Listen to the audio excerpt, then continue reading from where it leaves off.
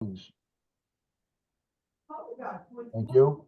Francisco, could you identify yourself for the court reporter, please?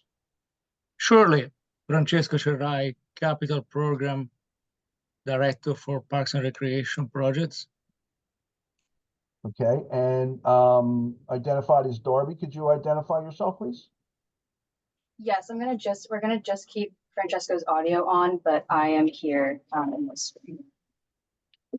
And with me also, I have other people, Jacob Elisi and Frank Fabi, Deputy Commissioner of Parks and Recreation.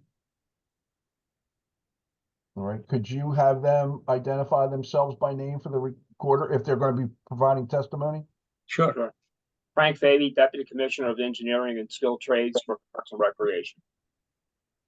And I'm Jacob Elisi, Project Coordinator with Capital Projects, PPR. Fantastic. Good morning and welcome. I'd like to explain a little bit about how we will be conducting the hearing today. And what we will be doing today on our virtual hearing is we will provide the appellate team all of the time necessary and required to explain the nature of their appeal, the reason for their appeal, and a little bit of their background. When that has been completed, one at a time, the board members will have an opportunity to question and cross-examine the people who have testified. When we have completed that, we will afford you yet more time for an ending comment if you would have anything else to add. When all of our questions and answers and things have been discussed, we will then go off record and we will go offline and deliberate. When that is completed, we will come back online, back on record, and we will proceed to motion and vote in front of the appellates themselves. Does everyone understand the process that we're going to go through today? Awesome, good, fantastic. Let the record show that the appellates are shaking their head yes. Yes. Yep. Appellates, everyone who will be providing testimony today, could you please raise your right hand? Do you swear and affirm that the testimony you are about to give will be the truth, so help you God? I do. I do. Yes. Thank you very much. Board members, prior to today, has any board member discussed any information in whole or in part with the appellates or anyone directly or indirectly connected with this case? Mike Ingram? No. Pat McDonald? Not outside of the last hearing, no. Thank you. David Hoffmeister? No. Brian Gilbert? Not since the last hearing, no. Thank you. Sarah Poindexter? No. And other outside of staff, the chair has had no communications. Okay, ladies and gentlemen, with that, this is a continuation of last month. Today being October the 3rd, 2024, we are hearing case number MI 2024-005-290 for 3400 Reservoir Drive.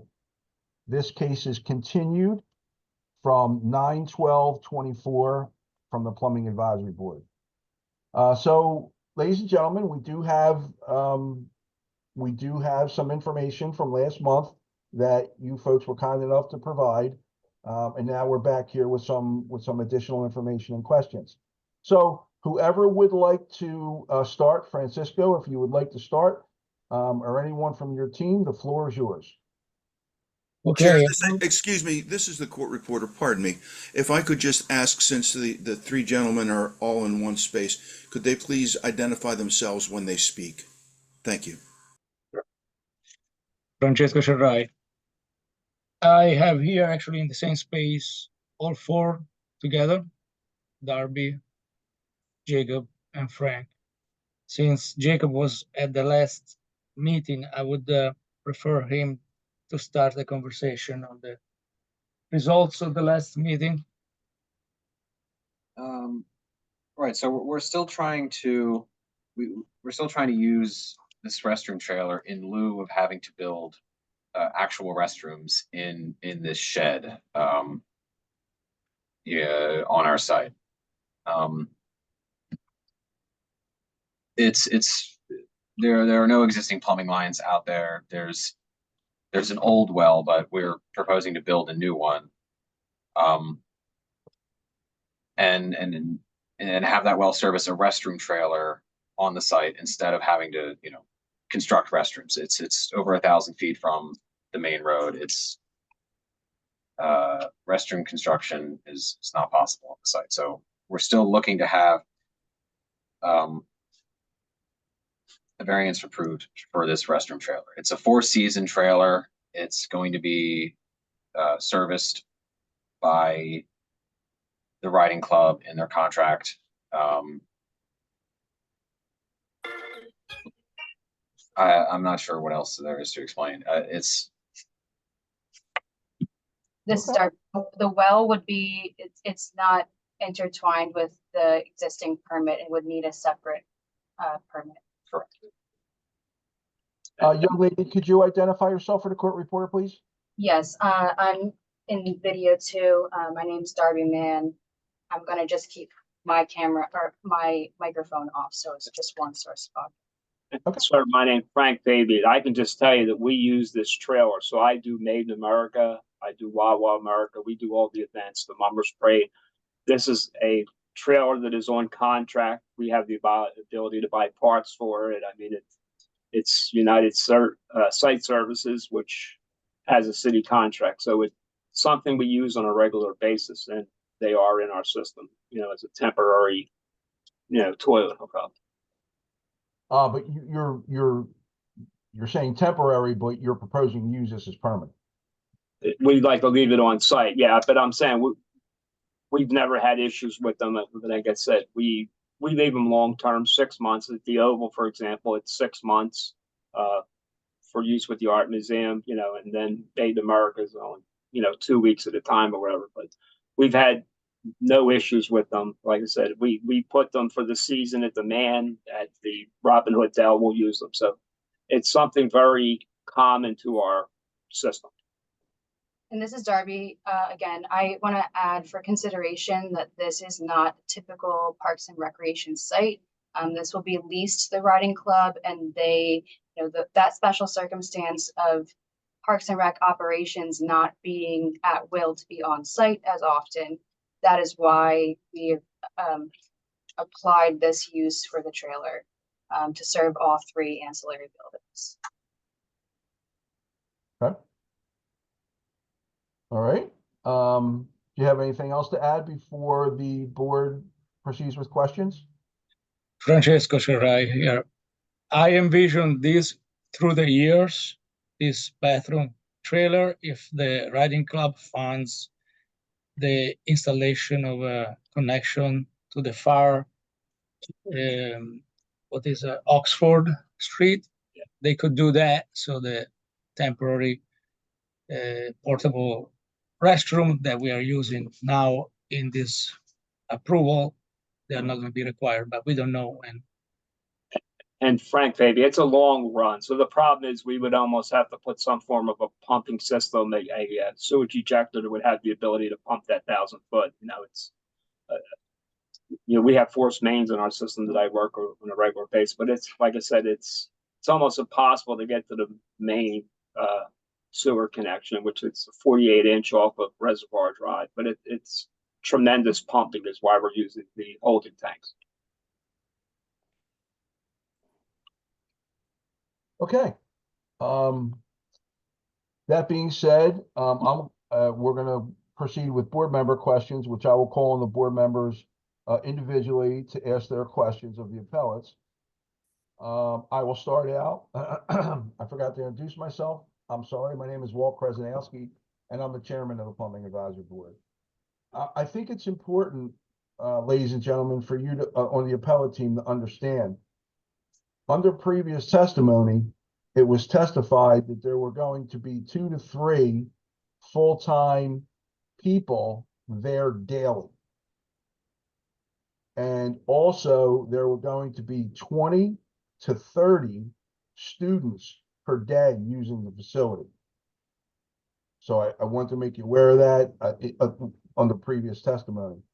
So I just wanted to get that in the record. I want you people to understand that that was part of the previous testimony. So my questions are, let's go to the well. So under previous testimony, it was testified that the well is existing. Now you're saying that the well is going to be new. You're drilling a new well. So Frank Fabi, so there is an abandoned mansion on site that actually burned down. It was vandalism, burned down probably 25 or 30 years ago. We just decided to, we have an existing well, but it would be a good thing to put a well closer to the bathroom trailer. So probably so we're safe actually for the future. We decided to go with a new well and put it right next to it. And again, it would be done the right way. We use our standard hot box. I have a backflow license, so we would do the backflow on it. We put it in a standard hot box that we use on all our spray grounds. It's approved by L&I, right next to the well. There is power. Well, we have a 400 amp electric service, which feeds the site, for lighting and that. So there's plenty of power. It would be done the right way. And, I have 12 plumbers on my staff that would service it in the event they had a problem. So it'll be watched. I mean, it's not going to be neglected, by the connection. Okay. So what I'm trying to establish is the proposed well will be a new well, not the existing well. Correct. Okay. Have you applied for permits, or do you have permits in your possession for the new well yet? No, we have not begun that because it's a separate process from this. I think that's why the confusion from the previous hearing, because we submitted the drawings provided for you for the initial hearing, included that existing well documented. It is insufficient for our purposes now, so that's why we would be pursuing the additional new proposed well. Okay, perfect. Thank you. You did mention that this trailer is a 4-season trailer. In the specifications provided, it specifically states it's a 3-season trailer. Are you sure? I have what I sent you. It says a 17-foot 4-season ADA restroom trailer. The one I'm looking at says, it's the third paragraph down, comes equipped with 3-season plus package upgrade. No, that's not what we're purchasing. Yeah, we have the same. That's the same thing. Well, We have a 4-season trailer. It would Okay. be an all-year trailer. You do understand the confusion here where it says 3 seasons. Yes, I understand. Okay, all right, that's fine. Not a problem.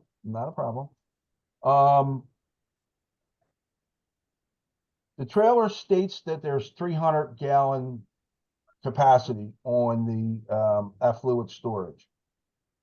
Obviously, with 3 to 4 full-time folks per day and 20 to 30 students per day, that is going to be drastically insufficient.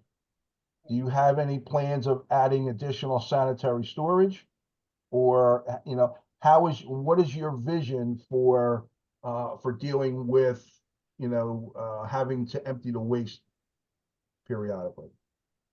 So Frank Fabi, again, if you want additional storage, we have no problem doing that. It's United's. We have places where they're pumped every other day. It's United Site Services. I have, mansions and all where they have the same situation where, they have visitors certain times of the year. The Mama Spray, we pump that, daily, but glad to add a tank if you feel that that's not sufficient. And everything in the trailer is low flush. So the water requirements are, very low. There's 2 urinals, standard bathroom, again, with low flush, waterless sink. So the volume of water is not what you're thinking. But again, it's no problem for us. we stock tanks. And, you know, we're the city of Philadelphia, like I said, we do Made in America, so we actually stock additional tanks that we can slide in that area if you think it's required. But whatever your recommendation would call for. Okay, appreciate that.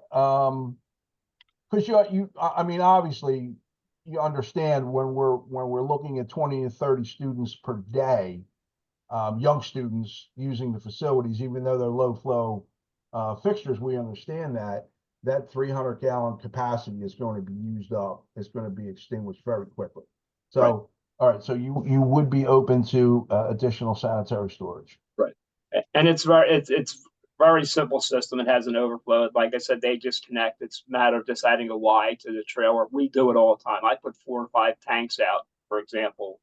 You know, the parades, I get 1,000 people a day using it. You know, so we have to have the ability to, you know, allow for that. So again, very simple to add a tank to it. They're above ground. We can put 2, 3 tanks in there, whatever you. Well, you know, just looking forward, I don't want to belabor this discussion, but it would not be able to be above ground, obviously, because if you're falling out of the trailer gravitationally, you're going to have to bury a tank. Right. You know, and that tank's going to have to be monitored. It's going to have to be different. Right. Alarms, but that's for that. In our world, it's not. I mean, we're fortunate. We're the city. We have you know, I have backhoes, and the additional tank is not a real big deal. We can put a 1,000-gallon tank in the ground if that helps you. So is the responsibility for maintaining this trailer, cleaning this trailer, and everything else, is that going to fall on to the city, or is that going to fall on the people leasing? So the people leasing would maintain it, but as with all city contracts, if there's an issue, I would send plumbers. So there would always be someone there that had the ability to service. They said, "Hey, I'm having an issue with it." I mean, it's for kids. I can't, you know, they're teaching kids how to ride horses. I understand, but for the sake of the record, it is up to the leasor to maintain it. It's the responsibility of leasor. Okay, all right. Even though They have a response. They're told obviously, if they have a problem. So if they had an issue, they would call us, and I would send plumbers. Just like if they're obviously, we understand that the city has the resources and the capabilities to do that, but technically by the letter of the law, the responsibility falls on the lessor. So that's Correct. all established. All right. Yeah. I think that's going to conclude my questioning. I know there's going to be, you know, some other board member questions, so I appreciate that, and we'll move on to Mike Ingram. You have any questions? No, you address it with the audible or visual inspection when it's at capacity. That will be addressed. So with that being said, no further questions from me. All right, thank you very much. Bill Dobbins? No questions, thanks. All right, thank you. Michelle Brisbane? No, I don't have any questions. All right, thank you. David Hoffmeister? I have no questions. All right, Brian Gilbert? I have a question or two. You say you've used these trailers all the time and you left them outside for use on temporary for up to 6 months, correct? That's correct. Yes. Is this generally sitting on asphalt, sitting on concrete? Is it sitting on? So we always put them pad on like you're asphalt. proposing? They're on tires. I mean, they're on an air tire. We always tend to put them on asphalt. We, you know, try to put them next, you know, closest water source, you know. So in our world, we hook up a backflow. We go to health department. It's inspected by health. We install a temporary backflow on it. But again, they're always installed on some form of concrete or asphalt. Yes. So not on the pad, the stone pad that's being proposed here. No, the stone pad was, I guess, our way of saying, hey, you know, so it's not sitting on the ground and sinking, because it's going to be well, we can actually pour a pad there. You're up to that. It doesn't have to be stone. I have a construction crew. To pour a pad would be no big deal. Now my other question is, there's some confusion, I believe, and there's still some confusion about an existing well, a new well. You're proposing a new well. Am I correct? Right. So how that came about, we have wells in our, we have mansions. So we have several mansions that are so far, they're all in the middle of the parks. We have a well contract. He just recommended it hadn't been used in so long that starting from fresh in a closer location would work out better. So, we're going to put it near the restroom trailer, so it's not a far run for freezing or whatever, where we can put it within the distance of the hot box. And again, it was just a recommendation of the contractor, and it made sense. It's like, And this is Darby and Brian, to answer your question, the survey that we submitted, our engineering survey picked up the old existing well. Okay. Where would this well, you want to put it as close as possible to the trailer? Where would it be in relation to the stable or the barn? The reason I'm asking is because we have a minimum distance in table 608.18.1 for private water supplies must be at least 100 feet away from a barnyard. And there's some concern about contamination. It's 120 feet from the, and we'll go to second water. So we actually had it surveyed. 26 foot was first water, second well was 86. So, we'll go down to fresh water. So we don't treat horses. They're treated like human, so it'll be fresh water. We have a testing contractor because we have wells in our system. Actually, we use Penn State. So it'll be tested on a regular basis, and we will do that for safety. So we won't count on the lease, the horse people to maintain that. We'll check that just for safety. And this will be my last question. I asked this question before, and honestly, I didn't like the answer. So it got missed by L&I under table 403.1. You would be required for any bathroom in this occupancy to have a mop receptor. For cleaning the bathrooms, how would these bathrooms be cleaned? Buckets? I mean, it's obviously not going to be a clean environment, right? You're at a stable. How would I understand you're not the end user, but is there a provision to provide some sort of sink for the cleaning of the facilities? So we did not, but I have no problem installing. We can run a line to the barn, which is 100 foot away. We can put a mop receptacle in there with hot water that would meet code. I have no problem doing it. Washroom. Yeah. In the washroom. In the washroom? Yes. That's all I have. Thank you. And just to clarify, in the washroom of the bathroom trailer, or in the washroom of the barn where they're going to be proposed to wash the horses? In the barn area, because we'll have, and it would be heated. So the barn area has again, we ran a 400 amp electric service, so they're getting electric heat to the area where they wash the horses. That would give us the ability to protect the sink that we're putting in there. So it would be in the barn area. So now we're talking about the barn. What would be the proposal for drainage for the barn? So we could do this. We could put it it's only for mop water. It's very little. We could put a separate tank there that would just handle the mop water from the barn. We'll do whatever you want. I mean, I'm just, if that helps with our approval, I have no problem sending the plumbers to do that. Is there already plans on putting domestic water in the barn? There'll be hose hookup. So there'll be draw-offs, one at each end, where they have the ability to fill buckets for the horses. So there's clip-ons for buckets in each of the pallets in the stables. So yes, there is provision for water running into the barn. It's strictly for horses. Thank you. Well, Yeah, being fed by the well. Yes. That's all I have. Thank you.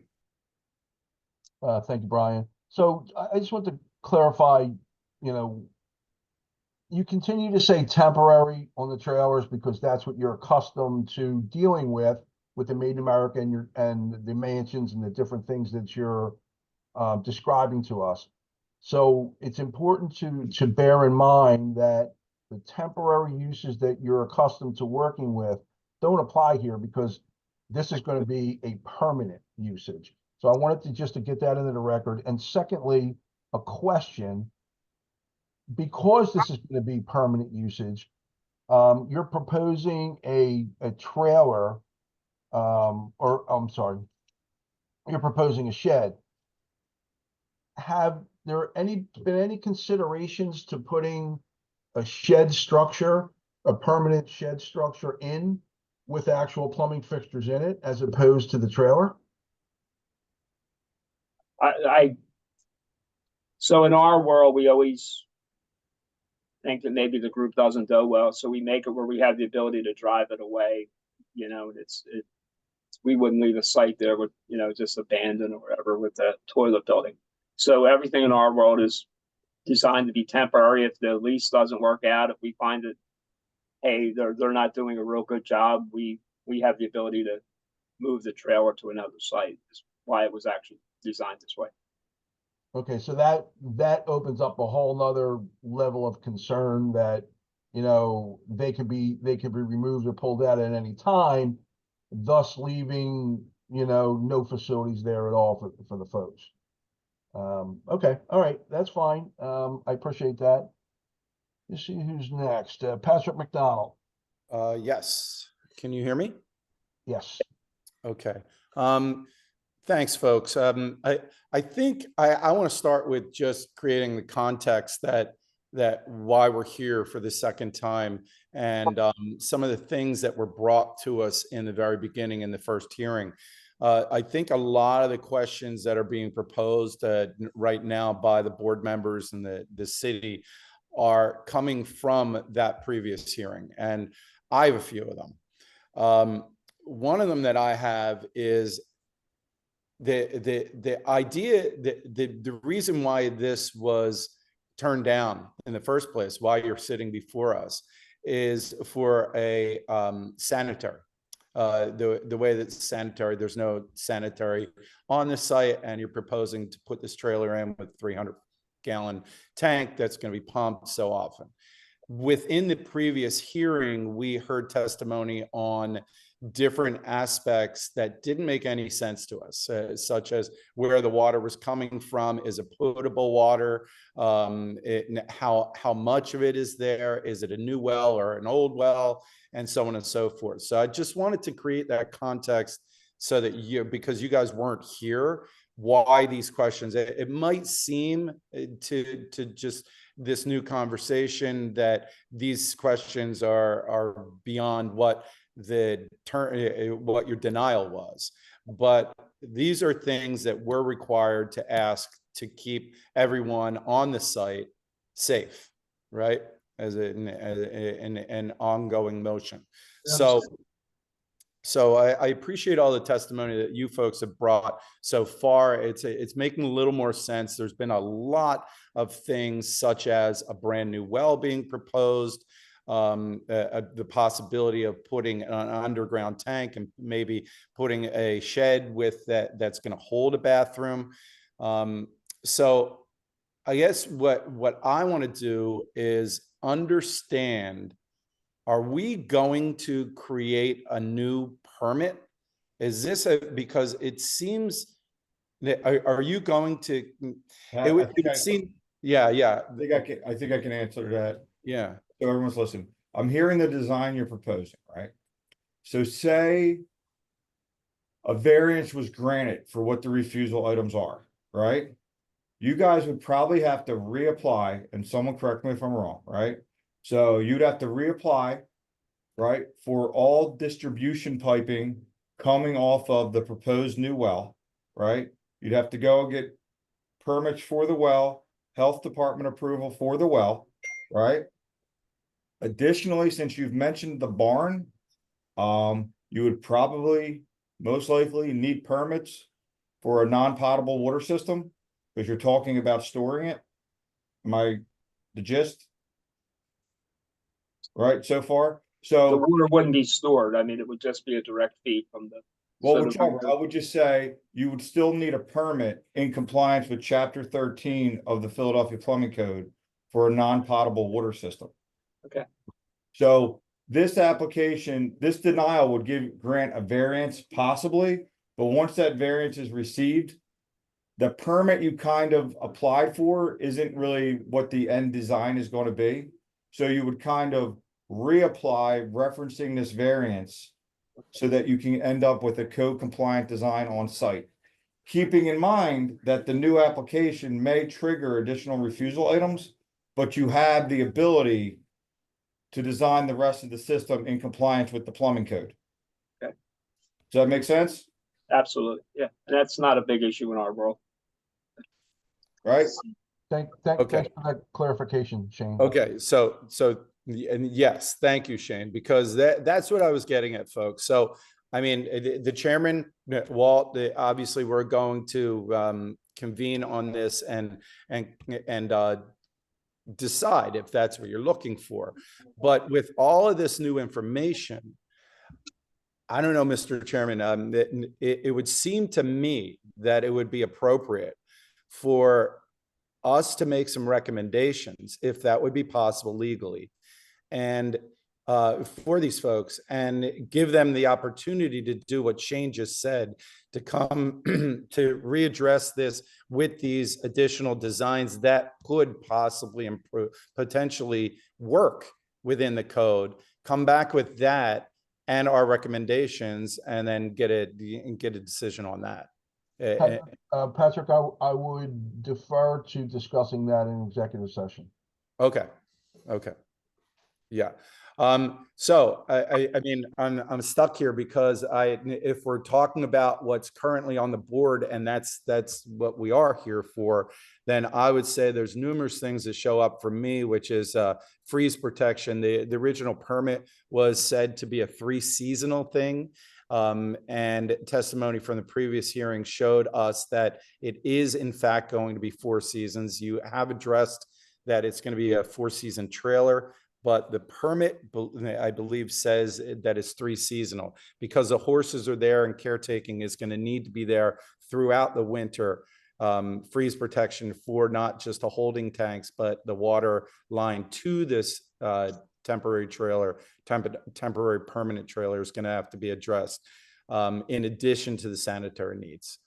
So, yeah, that's it. I mean, I guess I don't have a question because I feel like there's so much more that's going to be necessary on this. So And that the hot box would be right next to the trailer, which has electric to it. So, you know, we would actually insulate the line and run, you know, some form of heat trace. So we would place the hot box, which is an approved L&I box we use all the time, close to the trailer. So freezing shouldn't be an issue at all. Yes, sir. And it was proposed in the testimony prior that there would be that the well, he was not sure of whether it was the type of well. And he proposed that there was going to be a holding tank at the well. Right. And then there would be more water coming to the trailer. So I'm just pointing out that the water has, obviously, we all know the water, if it's a 4-seasonal, the water has to be protected. It's got to be potable, and it can't freeze. Yeah. Right. So I think we all know that. For that. And I just want to say, you know, this, if I were putting city employees, we would have built a building here. And, you know, this, we always kind of cover ourselves where if the group failed. I hate this. I hope they're there. They work with kids. I hope they're there for a million years. But again, I agree with you. We normally would have put a regular building because, you know, we had city staff there. But This is a special circumstance. This is a special circumstance. Yeah, I can see that. I can see that. But we have to do our job. And make sure it's safe. Can I get some clarity as far as we're here before you for a building permit for the office structure? So are you suggesting that we have to reapply for the building permit for this one specifically in addition to plumbing? No, what I'm stating is, you applied for the building permit. The building permit is being held up because you do not have approval for restrooms. Most likely, even if the board grants the variance, the provisos identified is that these prerequisite permits would need to be issued first. So you'd have your variance there, but before your building permit was issued, you would need a design approved for the site infrastructure including the non-potable water system prior to this permit being issued. Does that make sense? Because at this point, like the original design, she kind of showed an existing well, and that existing well was tying into the trailer. But now we're putting a new well in. We've identified that there is a minimum hose bibs running to different areas of the site. So that's a site permit. And then there's going to be non-potable water that needs to be contained. So all of those permits, which is only one permit, would need to be approved and issued prior to this permit being issued. Does everybody understand that? Yeah, sure. Like you're proposing, I would like a variance for a trailer that's connected to potable water, right? But you don't have a permit for the potable water yet. So you can't, right? Tangent, yeah. Right. So it could almost be, not that they would, but if they decided to grant it, say yes with a variance, they can put conditions on that variance saying these steps need to be in place first prior to final approval of this permit. So Shane, are you saying that it would be advisable, if we can even advise on this, to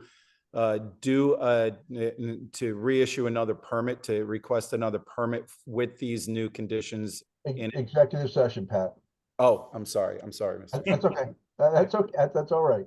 Yeah. I want to get to Sarah. Sarah Poindexter? Thank you. I just have a quick question. I guess it's great to hear the clarity that this is a city property and it will be leased. And it sounds like, I guess my question is, will the city be responsible for ownership and maintenance of these structures? Yes. No, let me interject. Well, sorry. Prior testimony said that the lessor, the people leasing it, will be responsible for the maintenance of this. It was also testified that if a problem was noticed, that city services would then intervene. But as the letter of the law, it was previous testimony that the leaseor would be responsible for this maintenance. Because Darby, I'm sorry, I didn't mean to jump in there, but you were saying yes. Previous testimony was no. Please continue. And can you confirm that? That's correct. And again, we would always send, if there was an issue, I always, I have a large plumbing staff, we would send it, but you are correct that the person leaser leasing would maintain everything. maintained, but since it's our hard cost, that's why Frank is saying his skills trade team would be there on call for the hard cost, for the hard fixes of the, utilities, because it is our property. So you're maybe not cleaning it, but if there's any issues with the water or the sanitary operating correctly, it's the city's responsibility to maintain that system. Yes. Okay, so I think there's just, and then I would assume that the lease agreement would require that the city offer this trailer and potable water source as part of their lease agreement.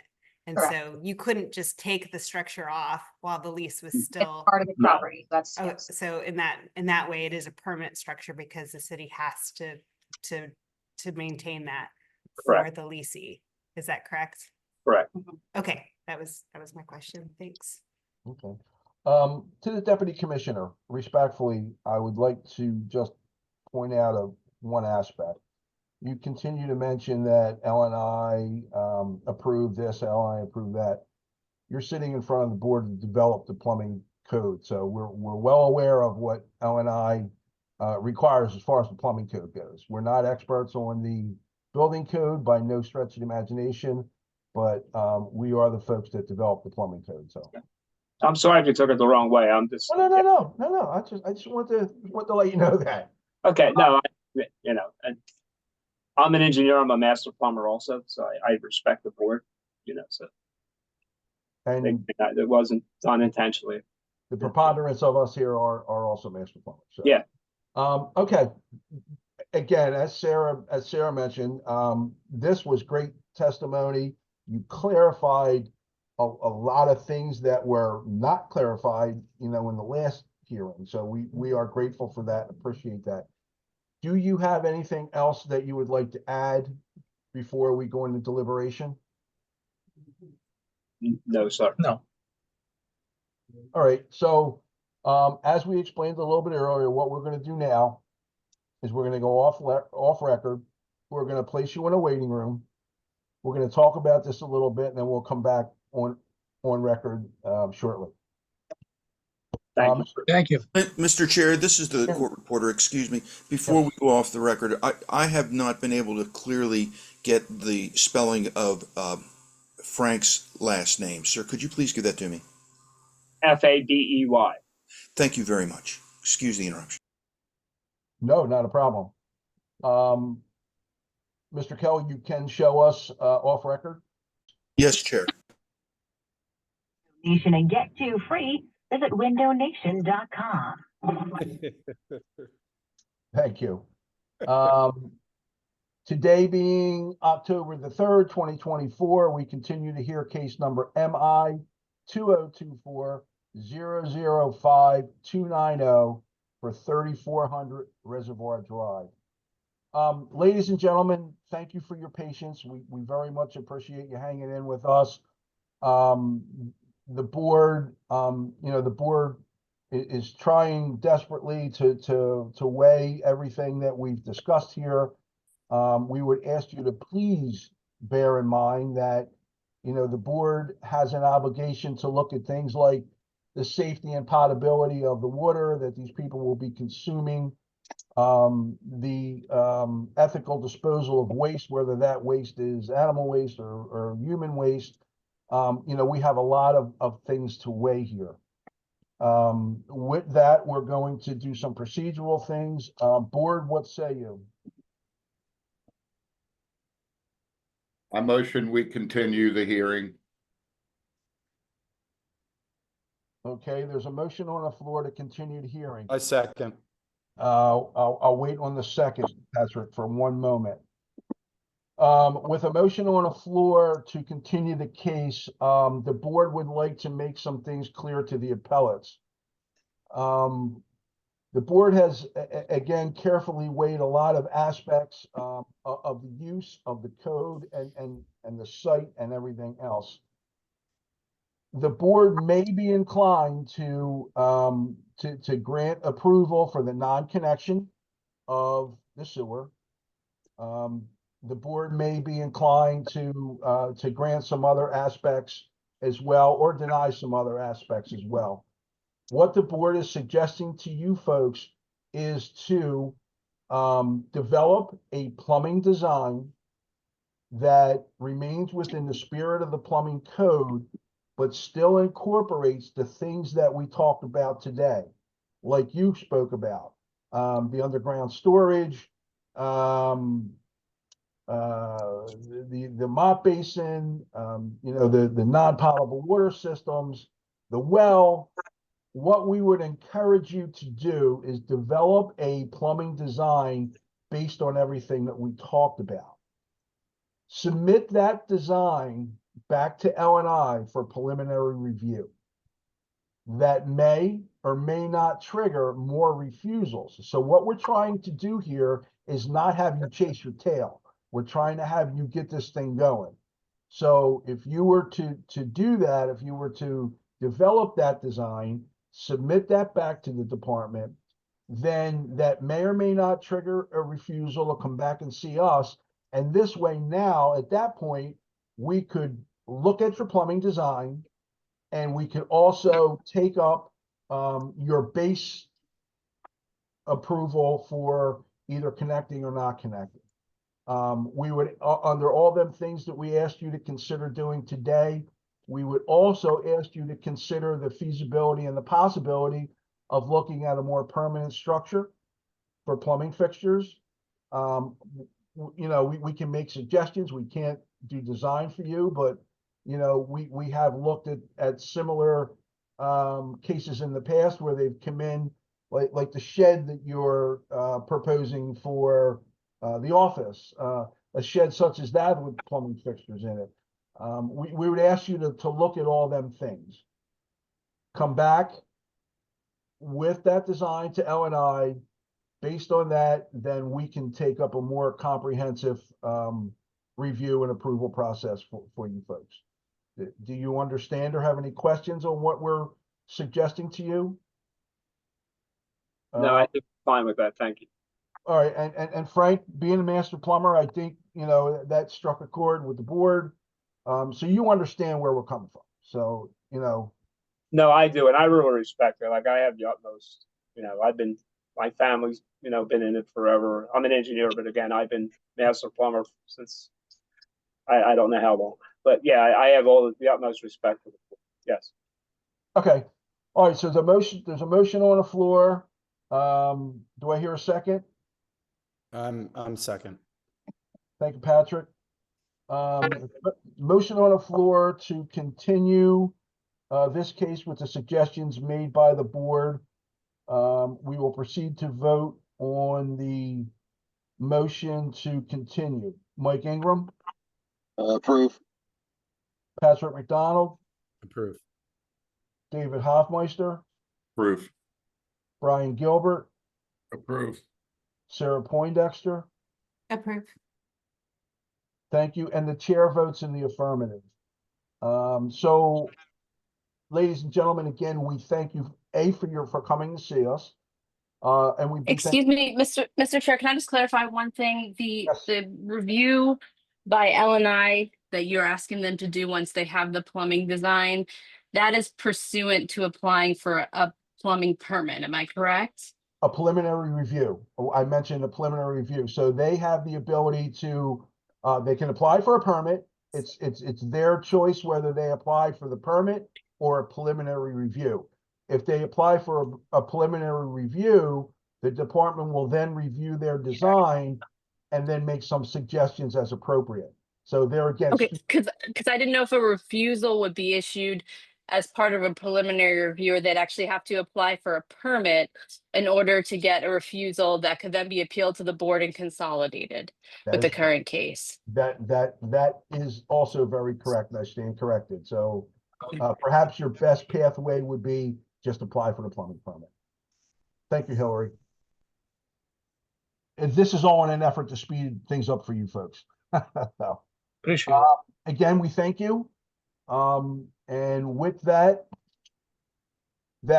concludes MI 2024-005-290 for 3400 Reservoir Drive.